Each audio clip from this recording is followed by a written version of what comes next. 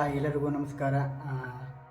ಇವತ್ತು ಏನು ಟಾಪಿಕ್ ಏನು ಅಂತಂದರೆ, ಇರಾನ್ನಲ್ಲಿ ಯುದ್ಧ ಆಗ್ತಿದೆ. ಬಟ್ ಅಲ್ಲೇ ತುಂಬ ಜನ ಸತ್ತಿದ್ದಾರೆ. ಬಟ್ ಆದರೆ ಇರಾನ್ನಲ್ಲಿ ಒಬ್ಬ ಹೆಮಿನಿ ಅಂತ ಒಬ್ಬ ಸತ್ತನಂತಂದಮೇಲೆ ನಮ್ಮ ಕರ್ನಾಟಕದವರು ಎಷ್ಟು ಆಕ್ರಂದನ ಎಷ್ಟು ಅಳ್ತಿದ್ದಾರೆ ಅಂತಂದರೆ ತುಂಬ ಅಳ್ತಿದ್ರಪ್ಪ. ಇದನ್ನು ಹೇಳೋಕೆ ಇದನ್ನು ಯಾಕಂತಂದರೆ, ನಮ್ಮ ದೇಶದ ಸೈನಿಕರು ಸತ್ತಾಗ ಒಂದು ಹನಿ ಕಣ್ಣೀರು ಹಾಕದೇ ಇರೋರು ಇವಾಗ ಅಲ್ಲಿ ಯಾರೋ ಒಬ್ಬ ಸತ್ತಿದ್ದಾನ ಅಲ್ಲಿನ ಹಿಡ್ಕೊಂಡು ಇಲ್ಲೇ ಜನ ಇದು ಮಾಡೋದು, ಅಳೋದು, ಕರೆಯೋದು, ಅದು ಎಲ್ಲದನ್ನೂ ವೇಸ್ಟ್, ದೇಶದ್ರೋಹ ಅಂತ ಹೇಳ್ತಾರೆ. ತುಂಬ ಜನ ಹೇಳ್ತಿದ್ದಾರೆ. ಬಟ್ ನಾ ಹೇಳ್ತಿಲ್ಲ, ಬಟ್ ಹೇಳೋರ ನಾ ಹೇಳ್ತಾ ಇದ್ದೀನಿ. ಯಾಕಂತಂದರೆ, ನಮ್ಮ ಕರ್ನಾಟಕದವರು ಒಂದು ನೀರಿಂದ ಹೋರಾಟ ಮಾಡಿದರೆ, ಇಲ್ಲ ಕನ್ನಡಿಗರು ಹೋರಾಟ ಮಾಡಿದರೆ, ಅದು ಯಾವತ್ತೂ ಯಾರು ಬರದೇ ಇರೋರು ಇವತ್ತು ಹೋರಾಟ ಮಾಡ್ತಿದ್ದಾರೆ. ತುಂಬ ಜನ ಮುಸ್ಲಿಮ್ ಅವರು ಈ ಥರ ಮಾಡೋದ್ರಿಂದ ದೇಶದ ದ್ರೋಹಿಗಳು. ನನ್ನ ಇದನ್ನು ದೃಷ್ಟಿಯಲ್ಲಿ ಹೇಳಿದರೆ ದೇಶದ ದ್ರೋಹಿಗಳನ್ನ ಹೇಳೋಕ್ಕೆ ಇಷ್ಟಪಡ್ತೀನಿ.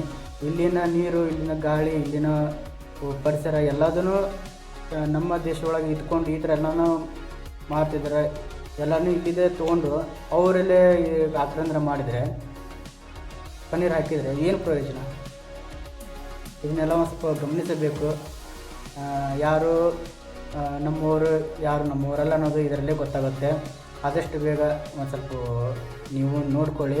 ತುಂಬ ಜನ ಮುಸ್ಲಿಮ್ ಈ ಥರದವರು ಅಲ್ಲ, ಒಂದಿಷ್ಟು ಜನ ಹೇಳಿದ್ದಾರೆ. ಅವ್ರ ಬಗ್ಗೆ ಒಂದು ಸ್ವಲ್ಪ ಯೋಚನೆ ಮಾಡಿ ಅವರಿಂದ ದೂರ ಇರೋಕ್ಕೆ ಹೇಳೋಕ್ಕೆ ಇಷ್ಟಪಡ್ತೀನಿ. ಬಟ್ ಅವ್ರಿಗೆ ಯಾರೂ ಸಪೋರ್ಟ್ ಮಾಡೋದು ಇದು ತಪ್ಪಾಗುತ್ತೆ. ಯಾಕಂತಂದರೆ ನಮ್ಮ ದೇಶದ ಸೈನಿಕರು ಕೂಡ ಎಷ್ಟೋ ಹುತಾತ್ಮರು ಆದ್ರೂ ಕೂಡ ಒಬ್ಬರು ಮುಸ್ಲಿಂ ಬಾಂಧವರು ಬಂದಿಲ್ಲ. ನಿಮ್ಗೆ ಆಲ್ಮೋಸ್ಟ್ ಗೊತ್ತಿರೋದೇ, ಒಬ್ಬರು ಕೂಡ ಕಣ್ಣೀರು ಹಾಕದೇ ಇರೋರು ಅದರ. ಇತ್ತೀಚೆಗೆ ನಮ್ಮ ದೇಶಕ್ಕೆ ಸೈನಿಕರು ಸತ್ತರು, ತುಂಬ ಜನ ಸತ್ತರು. ಅಲ್ಲಿ ಕೂಡ ಒಬ್ಬರೂ ಕಣ್ಣೀರು ಹಾಕಲಿಲ್ಲ. ಯೋಚನೆ ಮಾಡಬೇಕಾಗಿದೆ. ನೋಡಿ, ಆದಷ್ಟು ನಮ್ಮ ದೇಶ ಪರಿಸ್ಥಿತಿ ಹೇಗಾಗಿದೆ ಅನ್ನೋದು ಒಂದು ಸ್ವಲ್ಪ ಯೋಚನೆ ಮಾಡಬೇಕಾಗಿದೆ. ಬಟ್ ನೀವು ಕೂಡ ಯೋಚನೆ ಮಾಡಿ. ಇದರಲ್ಲಿ ಏನಾರ ಹೇಳೋದರಲ್ಲಿ ಕಮೆಂಟ್ ಬಾಕ್ಸಲ್ಲಿ ಹೇಳಿ ತಿಳಿಸಿ.